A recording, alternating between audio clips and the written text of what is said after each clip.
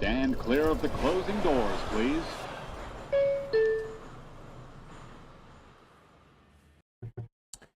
And what is up, you guys? The New York Mets dropped the series finale with the Philadelphia Phillies. They fall in this one a final of 7-1.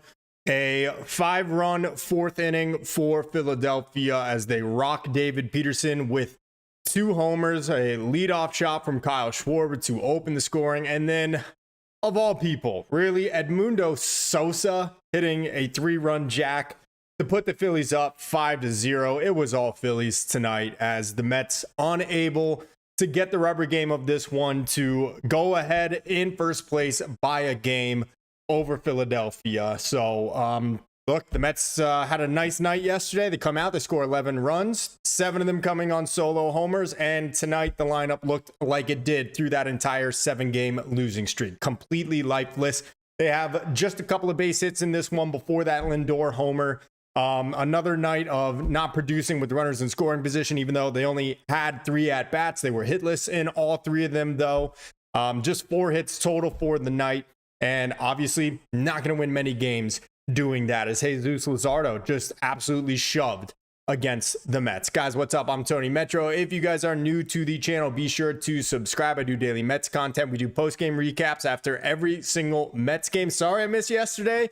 Things got a little busy over here, but we are back here today, and unfortunately talking about another Mets loss, as they just did not look good in this one. But be sure to subscribe. Be sure to leave this video a like. Really appreciate it. It goes a long way toward helping out the channel. Also, if you want to be a part of the show, you can do that. You could call into my Discord. That link is in the description below, or you could just copy and paste this whole Discord address right here that you can see on your screen. But the easier way, of course, just go to the link in the description below. That will take you to my Discord channel, and then I can put you in if you'd like to be a part of the show and call in. But let's get to it, man. This game sucked. Again, another brutal performance from this lineup. They get just 4 hits, but obviously really even more concerning, I think, was David Peterson getting rocked in this one. You know, we had a scoreless ball game here.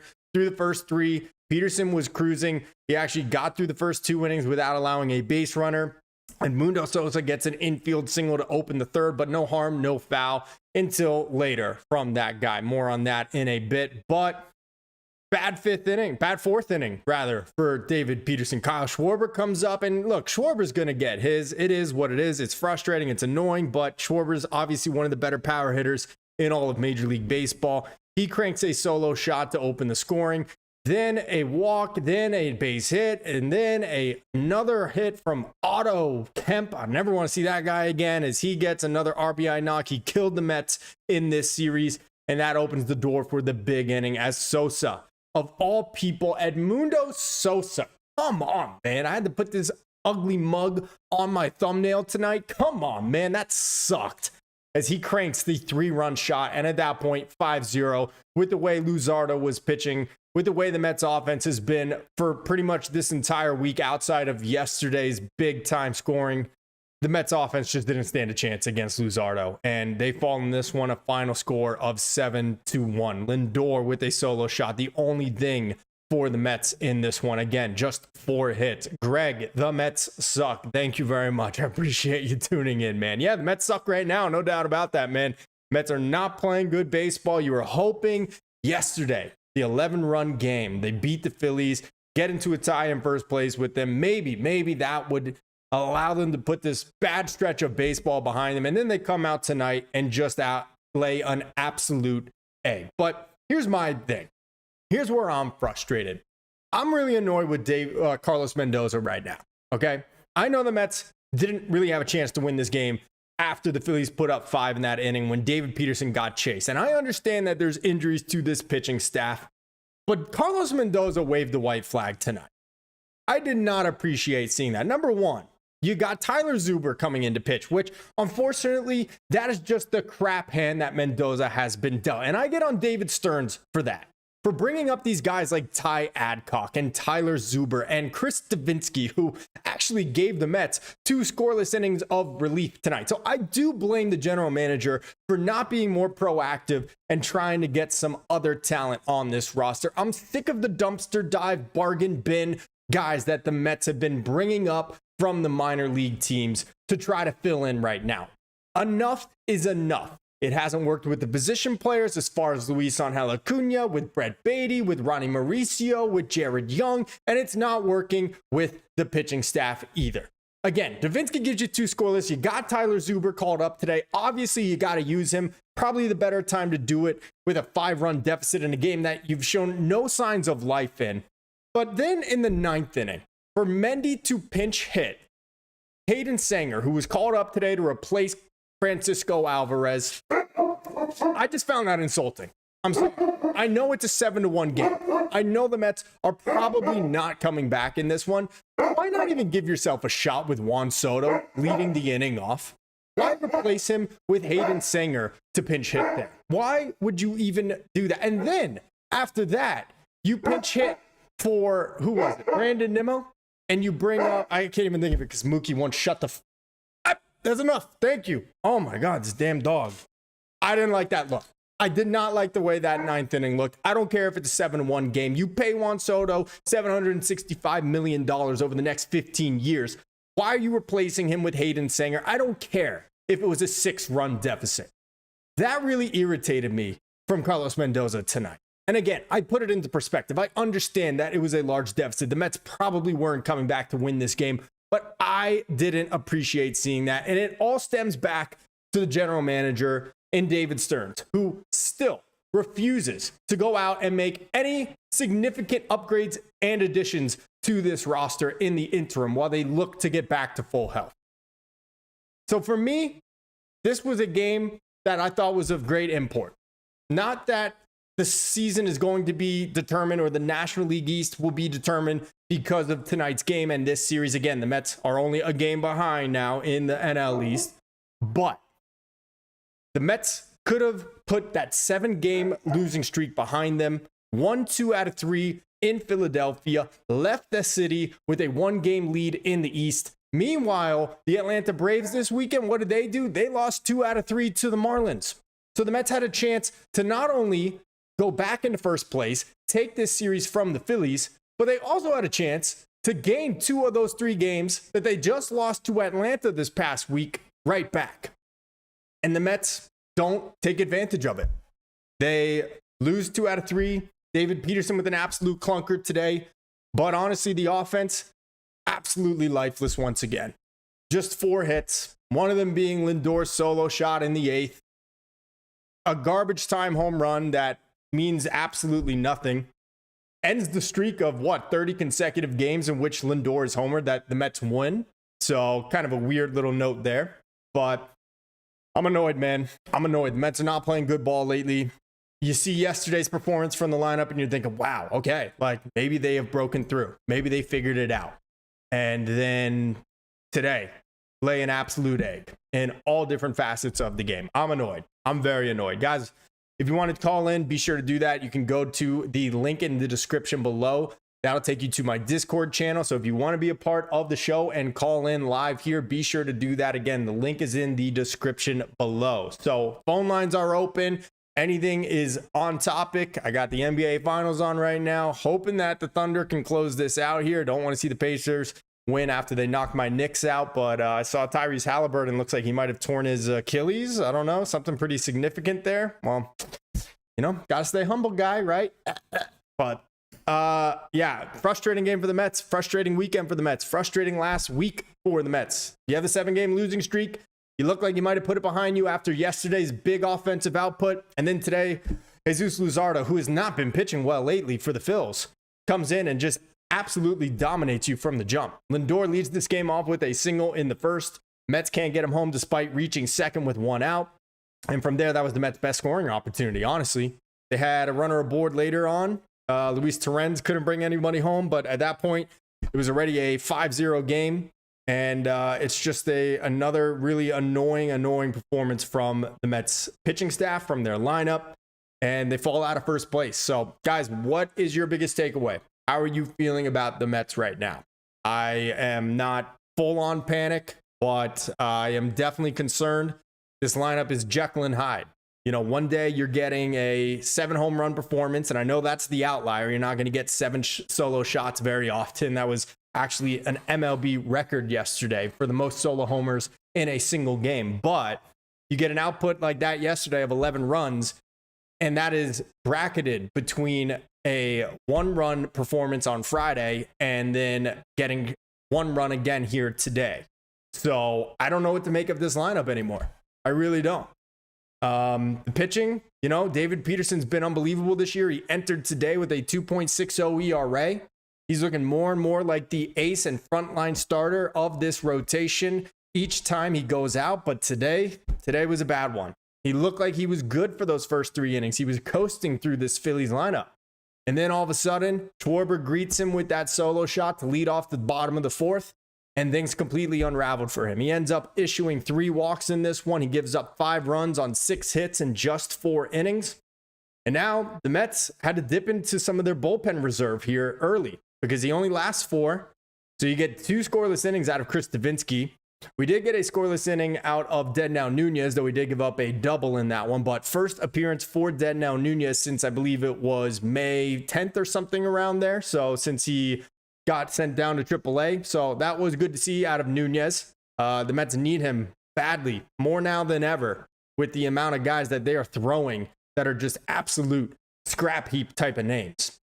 Tyler Zubers, Chris Davinsky, Ty Adcox, all those guys. It's just time to start really, truly trying to find some replacements, not from within this organization, or going and trying to pick up some guys from within the system that actually have some prospect pedigree behind them. Because I can't watch this anymore. These guys are not even replacement level pitchers, and they're not the reason the Mets lost today. I'm well aware of it. I understand that. But it's coming to the point now where the injuries are starting to show their impact on this team. We can't continue to throw these guys out there, whether it's at the dish with guys like Jared Young and Ronnie Mauricio, who is clearly way too overwhelmed by major league pitching. Ronnie Mauricio, if you don't want a repeat of what we've just now experienced with Francisco Alvarez, needs to go back to AAA. I know the Mets brought Mauricio up because Mark Vientos was injured. Mauricio had a really hot start for a week there at AAA Syracuse. It is time to send Mauricio back to AAA. The guy has not played baseball in a year and a half, and it's showing. He is not ready to hit big league pitching again. They got to send him to AAA. Take Jared Young with him, please. 2 one-way tickets to AAA Syracuse because these guys are killing the team. And I don't want to see them burn out another prospect the way they did with Francisco Alvarez. Do it now before it's too late. Let's see, logged off gaming. Except Buteau, Garrett, Diaz, the bullpen is like 2 tin cans and a string. Yeah. Honestly, even Garrett has been really bad lately. And I think that's just attrition because Garrett has been so heavily relied upon this year. I mean, for the entire first 2 months of this season, it's basically been Oscar Brazoban or Reed Garrett. We've been depending so heavily on these guys in every big jam, and they were nearly flawless for the first 2 months of the season. Well, they've been used so much, they're probably getting tired at this point, and now they're starting to show some cracks. Brazoban has not been great lately. Reed Garrett has not been great lately. He had a couple bad appearances against the Dodgers. Then obviously on Friday, he opens the door for that huge 7th inning for the Phillies. It is time for David Stearns to make some worthwhile additions to this roster. Whether that be calling up an actual prospect from the Mets farm or going out and making some additions via trade. I'm not asking for Aroldis Chapman right now. I want him eventually, yeah, but I'm not asking for the biggest of splashes right now. But there's no rule that you can't make trades now ahead of the trade deadline. I'm talking about guys that have legitimate, impressive MLB experience, even if it's not recently. I'm talking about guys in the same vein of what Ryan Stanek was last year when the Mets acquired him, what Phil Maton was, guys that have had big time experience in the big leagues, even if it hasn't all been too successful of late. But throwing guys like Ty Adcock and Tyler Zuber and Brandon Waddell and Chris Davinsky, scrap heap guys, having Jared Young DH more often than not against right-handed pitching are absolute insults to the intelligence of Mets fans. This is a $300 million roster, the highest payroll in all of baseball. We should not be watching any of those names that I just said. And I get it. There's injuries, and you can't just, at the snap of a finger, acquire a whole bunch of new guys, right? I get that. But the job is not getting done by the people they're using right now. So for me, I'm ready to see some additions. I'm ready to see them now. I think the Mets need a lot. I think the Mets need at least 2 high-quality relievers with postseason experience. I think they absolutely need at least 1 starting pitcher. Doesn't need to be a frontline guy, but I don't know, someone like maybe Kyle Freeland from Colorado. And I legitimately think they need a starting position player, whether that be at third base, whether it be an outfielder. This lineup, the 6 through 9, is like a hot knife through butter for opposing pitchers. Tonight, Ronnie Mauricio, Luis Angel Acuna, Tyrone Taylor, all of them are hitless in this one. I won't get on Tyrone Taylor because he's usually doing something to help this club. But Ronnie Mauricio has done nothing. Luis Angel Acuna has done nothing but be a pinch runner and late inning defensive replacement for this team. And on many nights, we're also talking about Jared Young being in this lineup. And the bottom of the order has produced absolutely nothing for this team. Meanwhile, on the opposite end of the spectrum, and I get it, it's probably not going to happen more often than not, but you got the 6 through 9 for the Phillies killing the Mets tonight.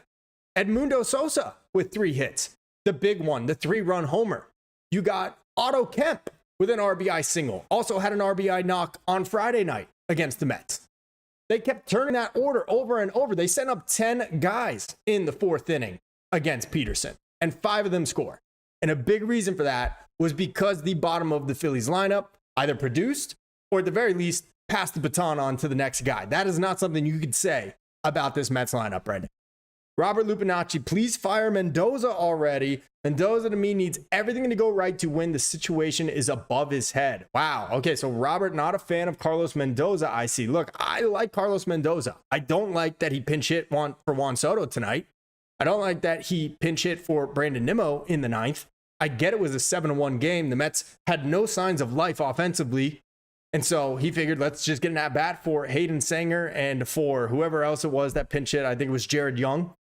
But I don't like waving the white flag against the division rival that just climbed 6.5 games on you in the last 8 days to take first place. I don't like that optic, that visual in their park where they just basically whooped our ass 2 out of these 3 games. That's just me. But I do think Mendy's a good manager. I just don't think he has a lot of talent at his disposal right now.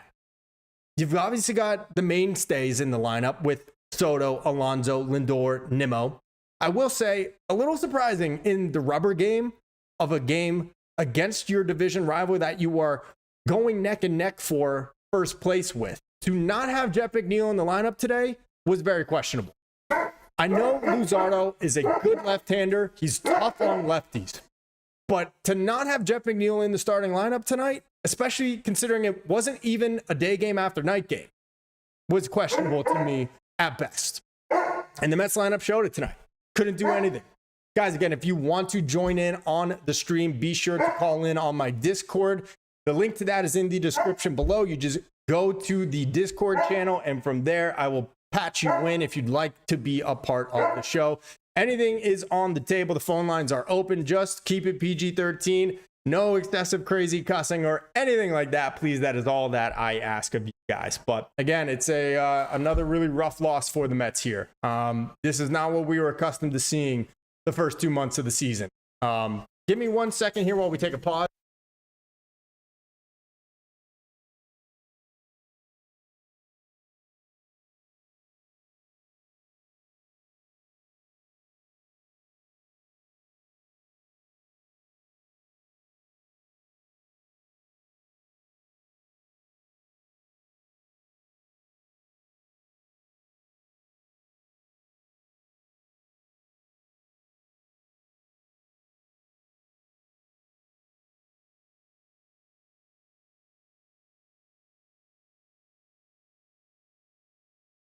back. We are back. Okay. Oh boy. Mookie, my dog, giving me some fits here. But anyway, it's a bad game for the Mets, obviously. Not the way I expected it to go, especially with what we've gotten out of this starting pitching for the first 2 months of the year.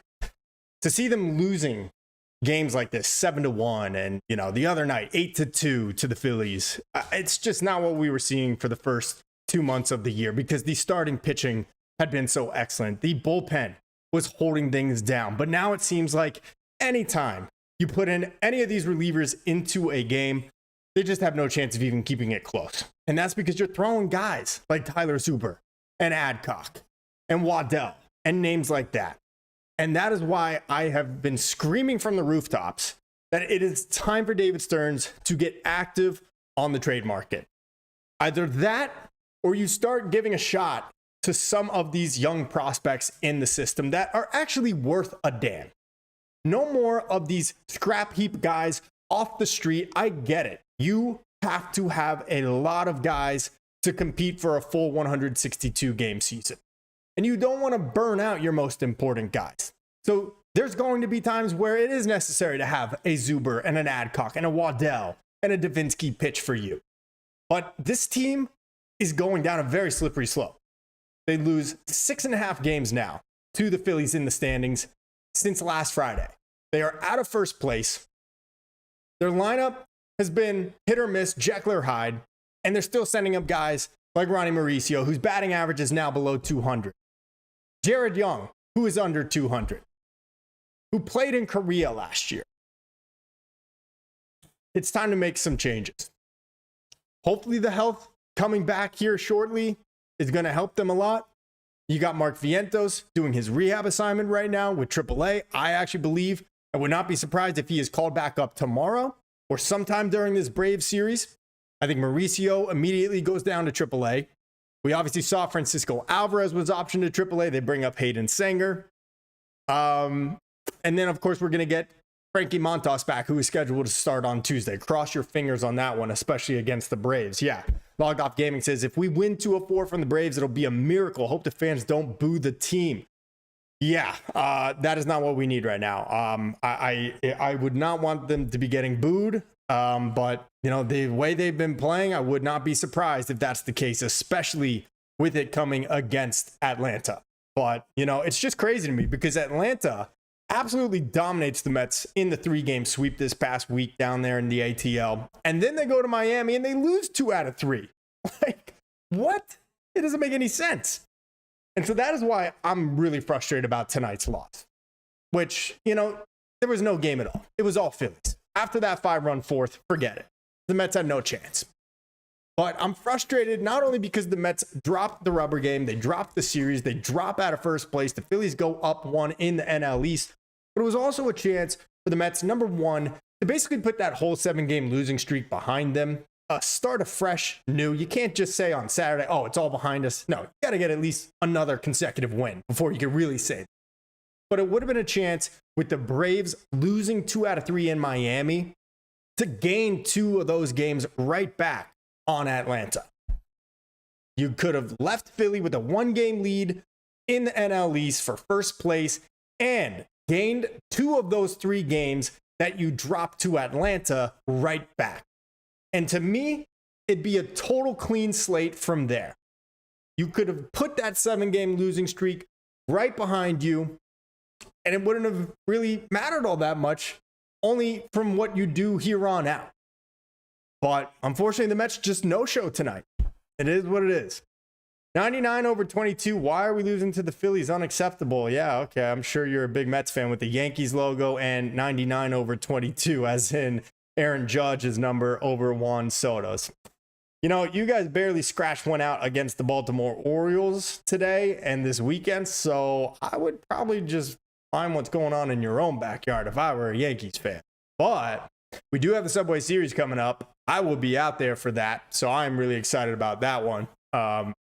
Hopefully the Mets are playing better ball, though, because I don't think the Mets played good ball or were playing good baseball in the first edition of the Subway Series. And I do still believe the Mets are a better team than the Yankees, but hard to say that right now based on how they have been playing for this past week. So hopefully hopefully, not that I'm using the Yankees as a measuring stick or a barometer, but hopefully the Mets are playing better baseball than they are right now for the July 4th weekend against the Yankees at Citi Field. So, two casts. Didier Fuentes is 15 years old and will throw a no-hitter against the Mets on Wednesday. I don't even know who Didier Fuentes is. I'm guessing he is the guy that is going to be making the start for the Braves because Chris Sale did go on the injured list. Haha, sorry. Not that I'm laughing at his injury, but the reason because it's a rib cage injury.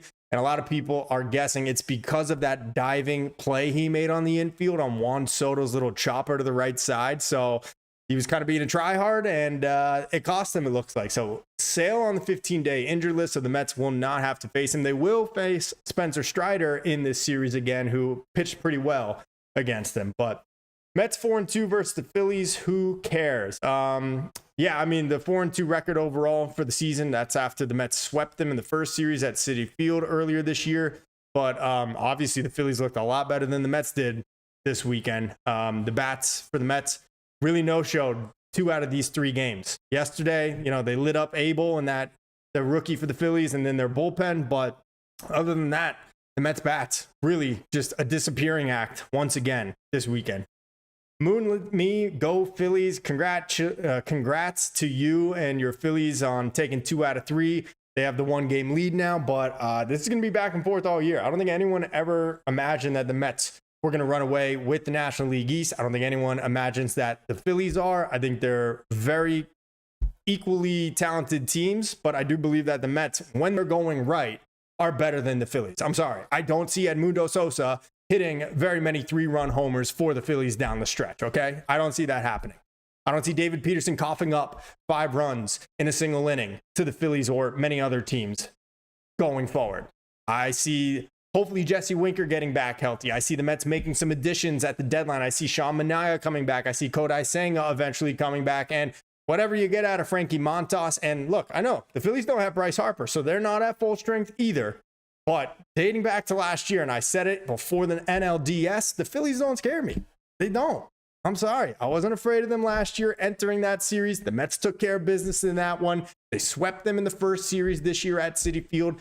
Right now, the Mets are playing really bad baseball, though, and they've got to turn it around.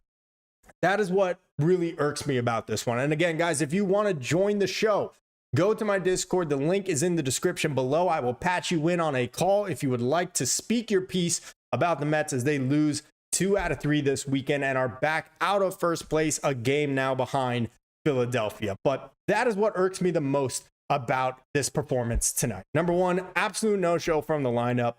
But the fact that you had a chance to really just totally wipe away that 7-game losing streak. Now, obviously, you didn't gain all those games back, but my point was you go back into first place, you take 2 out of 3 from the Phillies, you gain 2 games back on the Braves, who dropped 2 or 3 to the Marlins this weekend, and you could have just thrown that whole 7-game losing streak out the window, put it behind you, moved on to the next, hopefully get a split with Atlanta this week at Citi Field, and then eventually got a nice kind of soft landing spot with the Pirates this upcoming weekend in Pittsburgh. But instead, Mets don't do anything with the bats tonight. Luzardo absolutely dominates. Peterson gets shelled, and that be that. So, tough one for sure. Tough one for sure. And now we got the Braves coming up, so we will see what happens there. 2 cats, bottom, did I say the top of an inning? Something like that. Might have messed that up. But let's go through the box score really quick. It ain't pretty, that's for sure, except for Francisco Lindor. He goes 2 for 4. He's got the single in the first inning to lead the game off, then hits his solo shot, his 16th homer of the year in the 8th inning when the game was already well out of hand, 7-1. Starling Marte put into the 2 spot. Really didn't understand the logic there from Carlos Mendoza. I understand Marte getting the start against a left-hander, yeah. But why take Brandon Nimmo out of the 2 spot when he just had 2 home runs yesterday, and lately has been one of the Mets' hottest hitters pretty much ever since you put him in the 2 hole in this lineup? I don't understand why they decided to put Marte in the 2 hole and Nimmo hitting 6th behind Pete Alonso or 5th or whatever. It didn't make sense to me. I really didn't understand that. Bottom of the lineup loves losing. 2 Cats says, you sound like Frank the Tank now. Yeah, bottom of the lineup has been a black hole for the Mets pretty much all year long.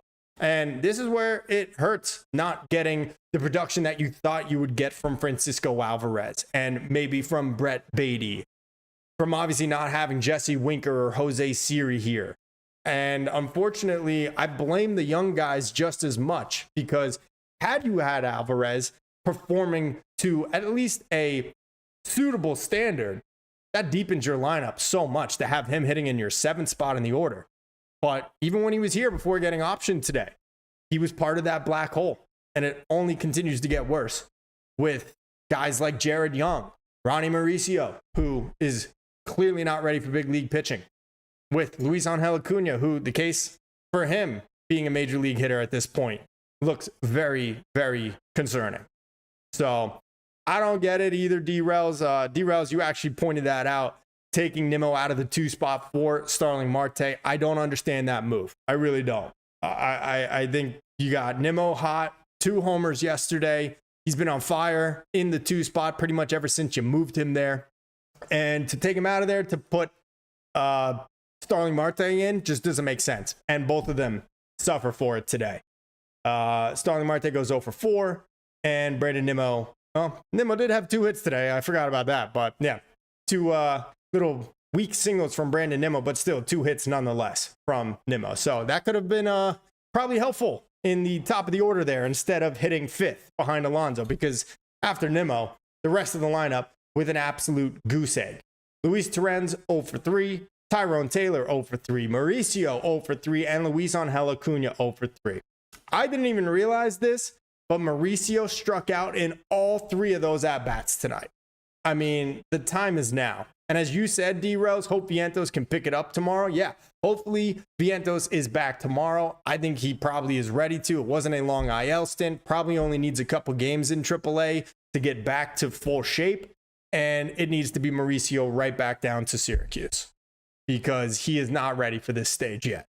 And the Mets need Vientos back. Even if he wasn't doing what he did last year, you hope he starts to get back on target to that type of season. And it's got to be better than what we're getting out of Ronnie, what we're getting out of Luis Angel Acuna, what we're getting out of Brett Beatty, who has just been abysmal for the last month now.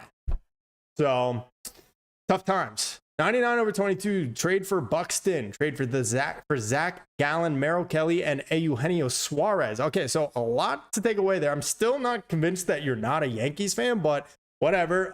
Yeah, the Mets definitely should have interest in a couple of those names. So the Diamondbacks look like they're falling out of the race here. Let me actually go over here, and I will pull up our desktop browser here so we can, whoa, what's going on here? Hello. Okay, there we go. All right, good. We're back.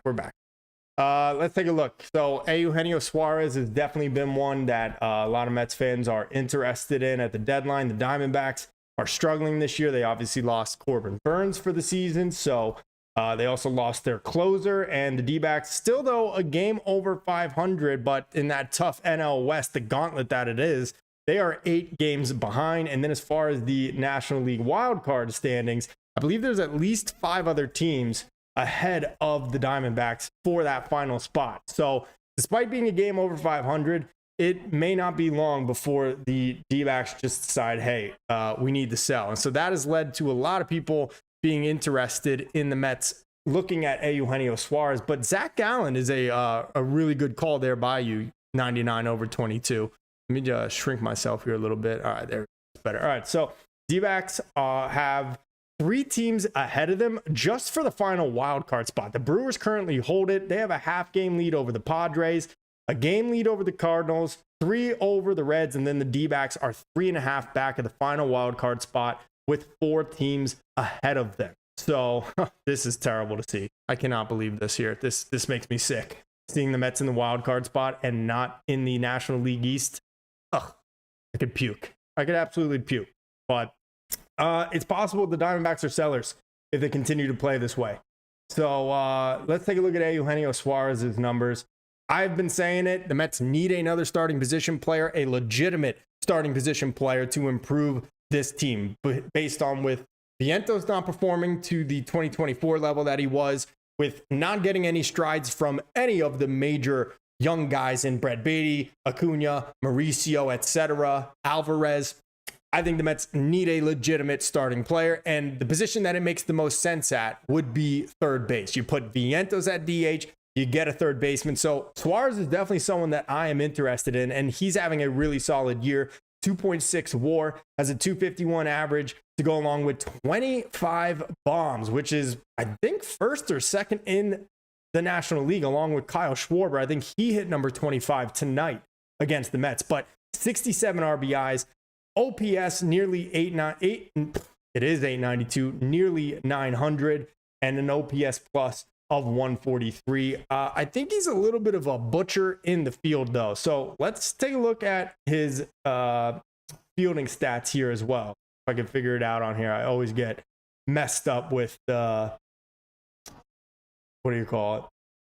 Baseball Reference. So he is signed through this season. So he would be a rental, which should make the return on a trade kind of, middle of the road. I wouldn't say it's going to be super, super expensive, but I'm guessing that it can't be like too expensive for a reliever. But let me just double check here his numbers fielding wise. I know he's not a great fielder, but so far here this season, he has played 75 games at third base, and he is worth -1 defensive runs saved. Now, I know defensive runs saved is not the end-all be-all, but that is actually a lot better than what I imagined it was going to be for Eugenio Suarez, who we know started his career with the Reds, and it was at that time that I was like, I thought that dude was a butcher in the field. But overall, he has made 9 errors this year, but still, -1 defensive runs saved. Not bad at all. So yeah, Suarez is someone I'm definitely interested in. Let's take a quick look at Zach Gallen, because that could be a really, really nice little blockbuster there. If you're talking about both Suarez and Zach Gallen, you'd be killing 2 birds with 1 stone. Now, Gallen has been a candidate for the National League Cy Young a couple different times in his career with the Diamondbacks, but this year it has not been going well for him at all. Clearly a career worst season for Gallen. 5.6 ERA over 16 starts. That is over 91 innings. He has a 1.39 whip, by far the highest of his career. So look, this is a guy that finished 3rd in the Cy Young voting in 2023, 5th in 2022. He finished in 9th in 2020, though I don't count anything from the 2020 season. But this would be one that, you're hoping that he's going to turn it around with the Mets pitching lab. Let's see his contract. He's signed through this year. He's a free agent, so they worked out arbitration for this year with him, and he'll be a free agent. So we're talking about 2 rentals. I can't imagine the cost would be all too crazy for a trade for Zach Gallen or for Eugenio Suarez. So good call there by 99 over 22, even though I'm pretty sure you are a Yankees fan, but that's all good, man. Let me get to the chat here. Let's see. Oh boy, we got a lot to catch up on here. Let's see. Logged Off Gaming says Mendoza throws darts at the board when making each lineup. That's kind of how it feels sometimes. Let's see. Logged Off Gaming. We go for Lugo, Mullins, and Cole Sands. Okay, yeah, I like the idea of Seth Lugo from Kansas City. The Royals are not having as good of a year as they thought they would be, coming off their postseason appearance last year. So Lugo is definitely someone I'm interested in. Cedric Mullins, I don't love. He's another rental, but definitely is obviously an improvement in center field, even though I do really like Tyrone Taylor, but definitely profiles more as a 4th or 5th outfielder, not necessarily your starter. Let's see. We got 2 cats. Oh, I'm sorry. No, one more here from D-Rose. He took out McNeil. Yes, correct. 2 cats. AAA sucks. Laugh my ass off. Montas ERA will double when he gets to the MLB. Yeah, I mean, that would be pretty scary considering his ERA is already like 18 in his 5 rehab starts with AAA Syracuse. So hopefully not the case. Doesn't have a great first appearance here, and it's coming against the Braves. So not super thrilled about that for Frankie Montas on Tuesday.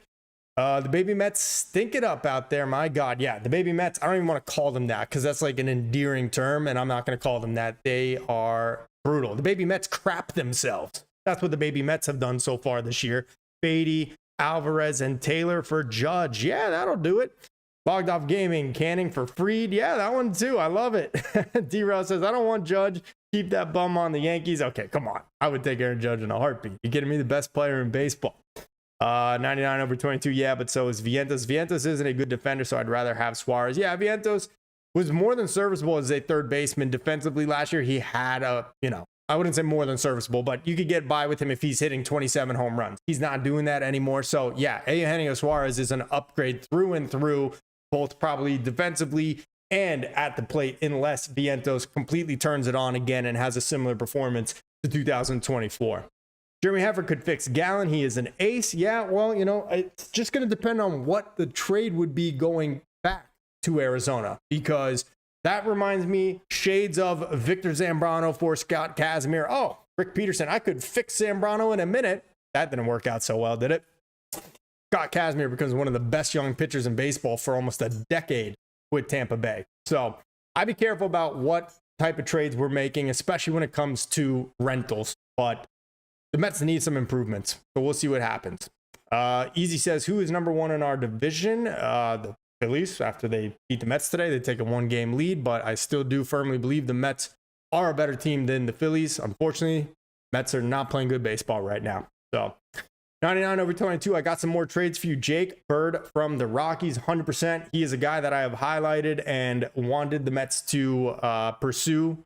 He shoved it against the Mets. Got a really impressive, had a really impressive inning against them. He entered in a bases loaded, no out jam, struck out all 3 batters he faced to get them out of it. Though, to be fair, the 3 guys he struck out were Ronnie Mauricio, Brett Beatty, and Francisco Alvarez. So, yeah, the baby Mets pooping themselves once again. But, yeah, Jake Bird is definitely someone I'm interested in. And honestly, every team looking to compete for the playoffs this year is going to be knocking down the Rockies' door to try to acquire Jake Bird. So I think he's going to be expensive. But honestly, after losing AJ Minter, after not getting what you thought you might get from Deadnell Nunez, and now seeing the attrition that is happening to Oscar Brazaban and to Reed Garrett, the Mets really need to invest in a very high level, high leverage reliever like Jake Bird. So I'm all here for that.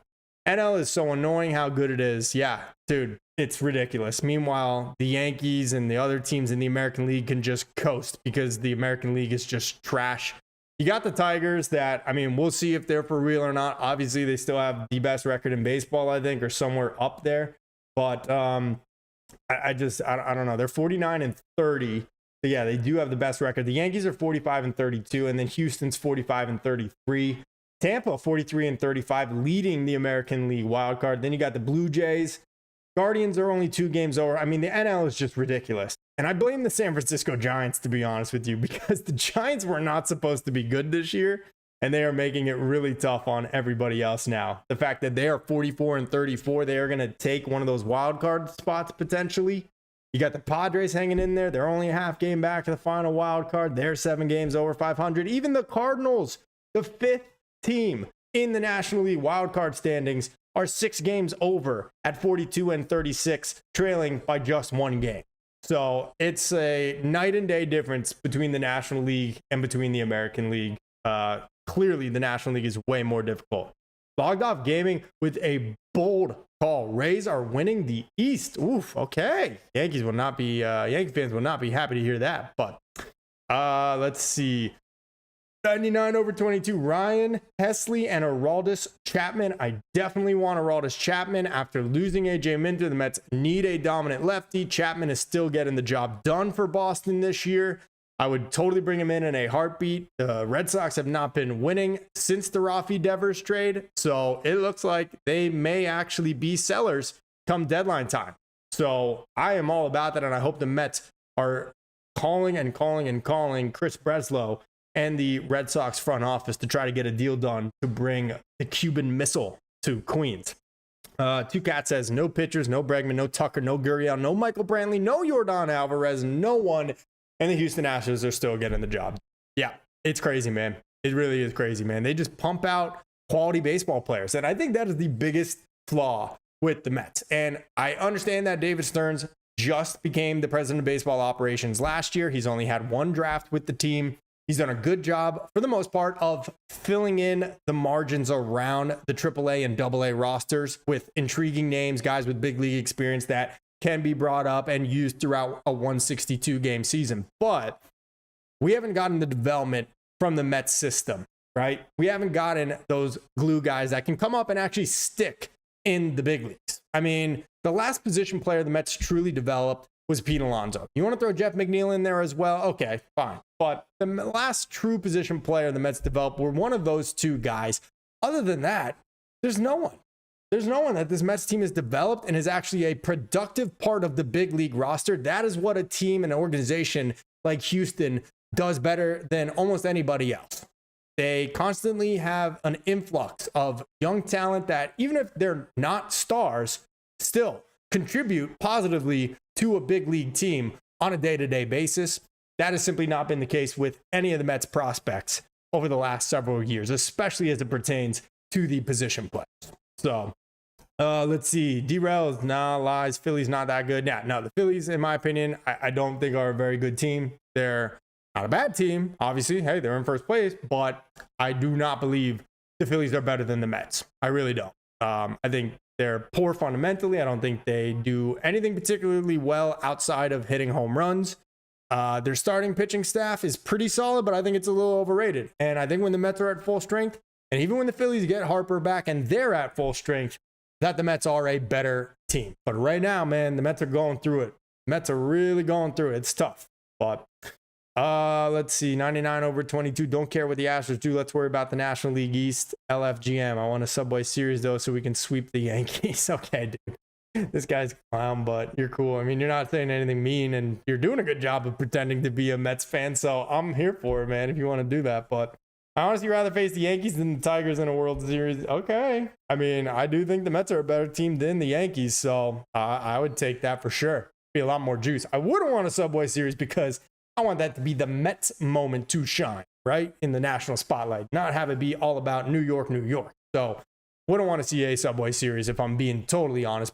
But beating the Yankees in the Subway World Series would definitely pay some bills for a long time to some of those obnoxious Yankee fans. I think I can think of one right now, actually, off the top of my head. But guys, I am probably going to wrap up here soon if we don't have anyone calling in on the Discord. Again, if you do want to be a part of the show, go to the link in the description below. It'll take you to my Discord channel, and I will plug you in. Say whatever you want about the Mets. Keep it PG-13, but I will keep monitoring the Discord channel. So if you do want to be on the show and call in right now, go do that. If I don't see anyone joining in the room in the next 5 to 10 minutes, I will probably wrap things up here for the night. But again, it's a rough loss for the Mets, a rough weekend, a rough week that just continues to kind of spiral on them. Despite the Saturday win, despite the 11-4 thumping that they gave the Phillies honestly really played much better than they did in 2 out of these 3 games, and that is why the Mets are back out of first place once again, a game behind now.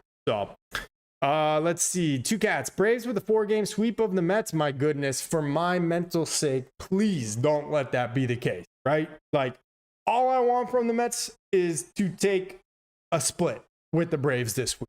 And that is really kind of embarrassing to admit that I am just hoping for a split at home with the division rival. But the way the Braves played the Mets last week, I would not be surprised if they came in and dominated them again. So please, at the very least, just split these next 4. And then hopefully you got a get right spot against the Pirates this weekend in Pittsburgh. So we shall see. But let me just double check here. Do we have someone here? I think we have Eddie on the line, right? Is Eddie in there? Let's double check. Let's see if we can take this call from Eddie, who made a really good call into the live stream the other day. So I think he is here in the line. Let me just double check this and get him in. And here we go. Eddie, you are on the line. Oh, no, you're not. Oh, I apologize for that. Let me see here. You are on it. Eddie, you are in the show. What is going on, my man? What is on your mind? Hello? Eddie, you are on the line, man. What is going on? What's on your mind? Hey, why are you going so easy on Stearns tonight? Say it again. Why are you going so easy on Stearns tonight? Oh, no, man. Do you realize? Let me ask you something. How many teams have 4 position players at spots and they're platooning? We're platooning in 4 positions. How many teams are doing that?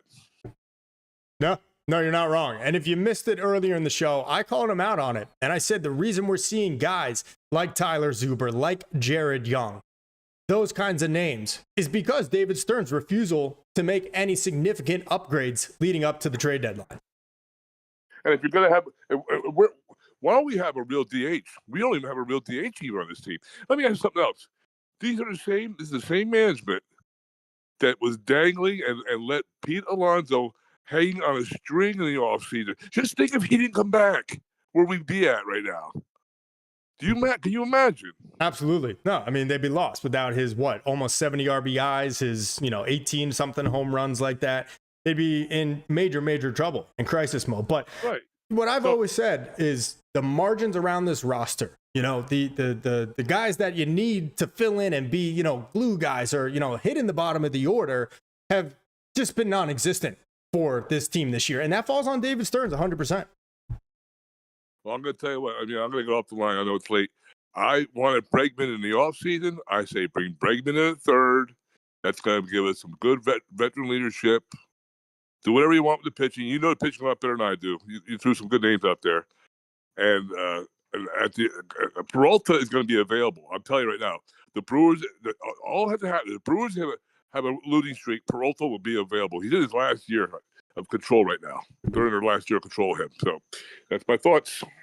Great call, Eddie. Appreciate it, my man. Thank you for joining. Freddie Peralta is not one that I actually gave much thought to, but he's not wrong. I mean, we know this is what the Brewers do. This is kind of their MO, deal off on guys that are nearing free agency, try to recoup some young prospects. And obviously David Stearns, all too familiar with that whole theory or that whole philosophy, having been their general manager for the last, 10 years before he came over here to the Mets. But Bregman is another one that I actually didn't give much thought to. So we know that the Red Sox signed Bregman to this big contract in the offseason, but it does have an opt-out after this year. So I do wonder, would they potentially be willing to trade him and try to recoup some prospects themselves in the case that they're thinking Bregman might decide to opt out of that contract?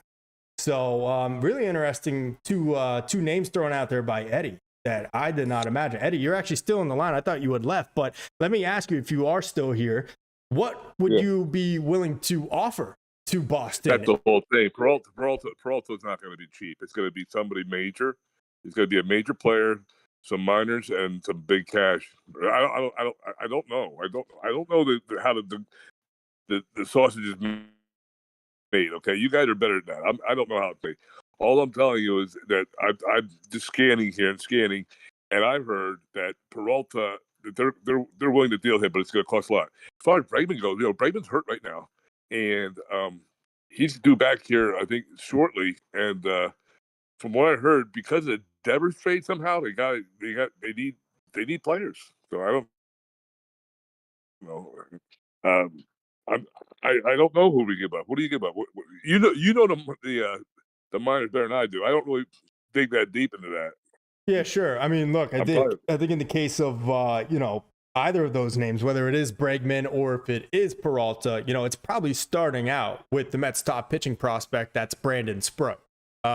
He's probably the first name that either the Red Sox or Milwaukee are going to be asking for in a trade like that. And I'm hard pressed to give up on a top pitching prospect like that, for a rental for the final 5 months. And see, we're looking at the exact same replay of the Javi Baez, Pete Crow, Armstrong trade if we dip into those kinds of waters. And I really don't think that's in David Stearns' blood, to be honest with you.